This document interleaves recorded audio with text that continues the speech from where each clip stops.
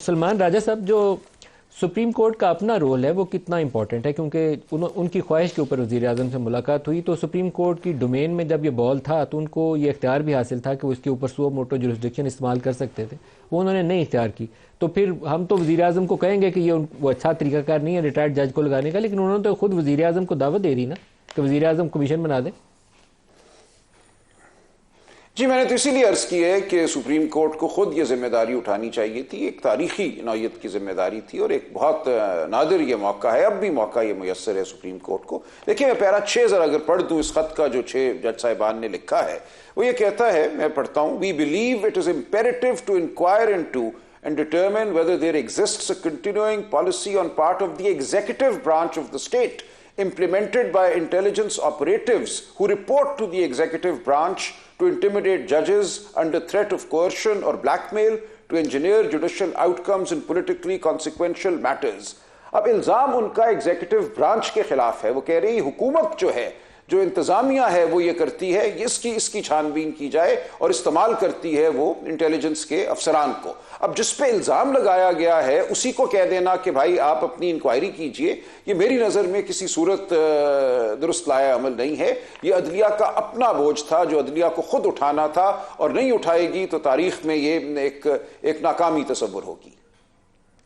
Sir, Iftikhar Chaudhary वाला मामला हमारे सामने आया एक केस, वो इससे जुड़ा हुआ तो नहीं है, लेकिन उस मामले के अंदर वकला ने एक रोल अदा किया था, पॉलिटिकल पार्टी ने, PMLN ने रोल अदा किया था। लाहौर से नवाज शरीफ एक रैली निकाल के निकले थे।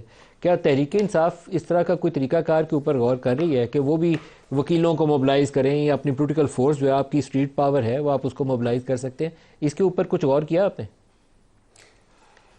देखिए, मेरी नज़र में ये मामला सियासी नहीं है, ये मामला सियासत से बढ़कर है। इसमें हर पाकिस्तानी को, हर जी शऊर को, हर मुहिब्बे वतन को आवाज़ उठानी चाहिए।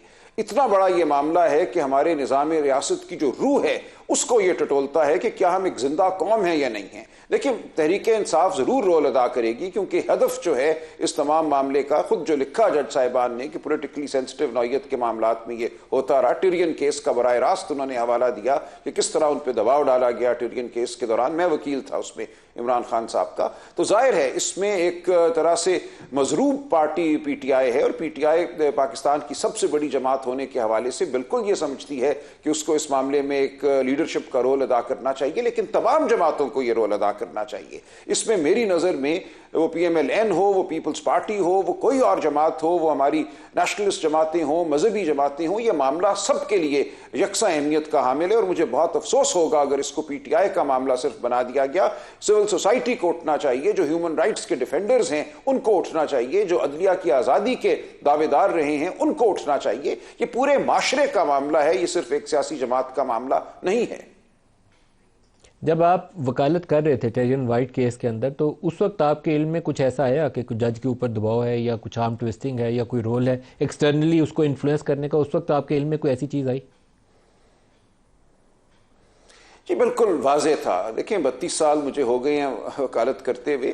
हम जो है सिर्फ मुल्जिम कटहरे में नहीं होता, जज भी कटहरे में होते हैं। उनकी हर अबरू की जुम्बिश, आंख में डर, आंख में खौफ, आंख में खौफ से बेनियाजी, ये तमाम चीज़ें हम हर लम्हा देखते हैं। तो बिल्कुल मुझे वाज़ेह था, इसीलिए एक मरहले पे मैंने दरख्वास्त दी कि बड़ा बेंच बनाया जाए, और वो दरख्वास्त कबूल हुई। और जो 2 नए जज साहिबान आए उन्होंने ही मुदाफ़ियत दिखाई, उन्होंने ही मज़ाहमत दिखाई, और आज वो उन 6 जज साहिबान में शामिल हैं जिन्होंने ये ख़त तहरीर किया है। तो बिल्कुल वाज़ेह था। कौन से 2 जजेस? सिर्फ उस केस में नहीं, देखिए उनके नाम मौजूद हैं, जस्टिस क्यानी साहब और अरबाब ताहिर साहब, लेकिन ये सिर्फ उस केस पे नहीं है, ये बात ख़त्म नहीं होती।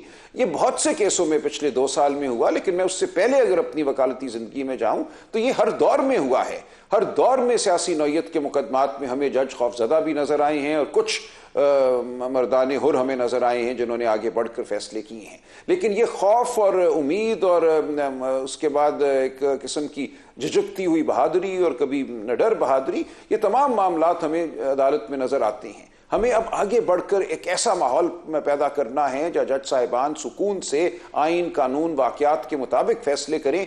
ये ना देखें कि उनके पीछे कौन खड़ा है, उनके घरों में क्या होगा, उनकी तस्वीर बनाई जाएंगी, उनके बच्चों को, उनके रिश्तेदारों को हरासा किया जाएगा।